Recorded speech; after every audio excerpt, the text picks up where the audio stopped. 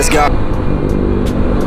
So yo, what's up mga babe? Van Baby yung nagbabalik sa panibagong araw, panibagong vlog for today's video mga babe, no? So tetestingin ko lang tong aking GoPro Hero 4 ngayong gabi, kung kumusta ba siya during night time.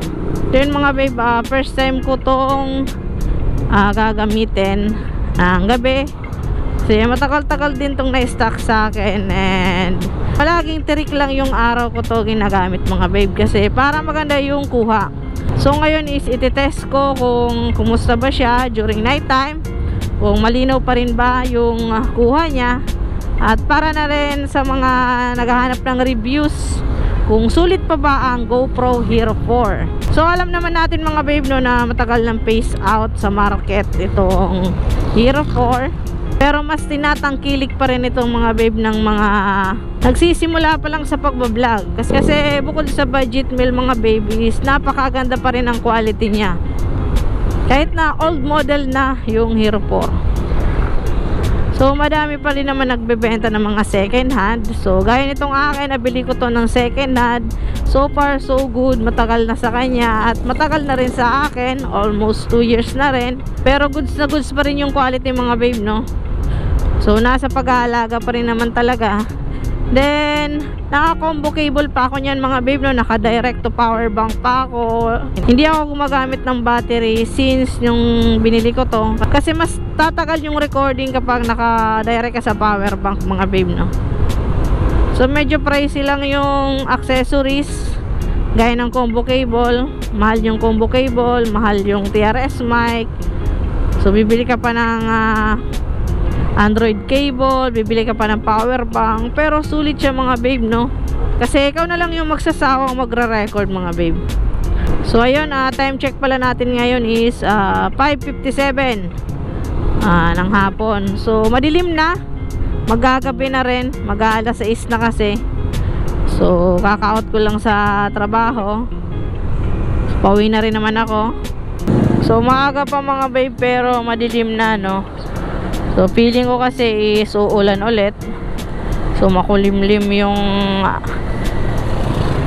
kalangitan, kaya kaninang umaga sa weather forecast walang ulan, pero umambon pa rin siya, kaya hindi ako napag-record ng umaga.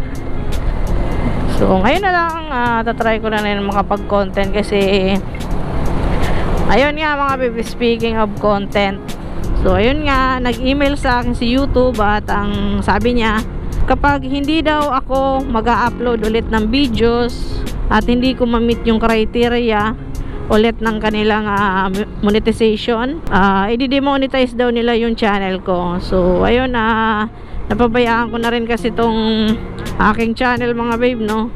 So ayun, ibabalik ko pa rin naman, kasi sayang, ang tagal kong pinaghirapan para mabuo yung channel na to mga babe. So alam nyo naman yan, sa mga solid supporter ko dyan, alam nyo naman yan mga babe, no? So since 2020, dun ko pinursige na mamonetize talaga, na lumaki yung subscriber. At kahit di gaanong malaki yung views, pero meron din naman mga babe, no? So sa mga solid supporter ko dyan, thank you po sa inyo mga babe. So paulit-ulit na lang sinasabi ko na magbabalik na ako, pero ito na talaga, final na, kasi may notice na. Siguro kung walang notice, no, pinabayaan ko na to, pero hindi, mahalaga pa rin naman tong channel para sa akin mga babe. So yun mga babe, no, so hindi ko alam if malinaw ba tong kuha ngayon, alas 6 na ng gabi. Hindi ko alam kung makikita nyo pa tong lahat. Pinailawan ko na rin yung MDL ko, yung mini driving light ko, para malinaw yung sa unahan. So sa mga nagbabalak dyan bumili ng Hero 4, para panimula lang ninyo, no?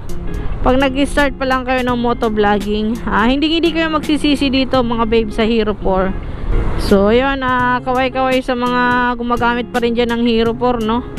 So soon mag-upgrade din tayo, in God's perfect time. Ayun.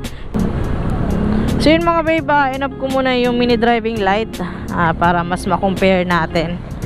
pag walang yung mini driving light at yung natural light lang ng paligid. So kayo na bahala umusga mga babe, no?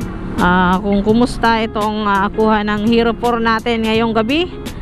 So ayun lang, hanggang dito na lang ang ating vlog mga babe, no? So don't forget to like this video and subscribe to my YouTube channel, at follow nyo na rin ako sa Facebook mga babe, no? Van Babe Vlogs, ayan. So meron din tayong Facebook page. So ayun mga babe, peace out.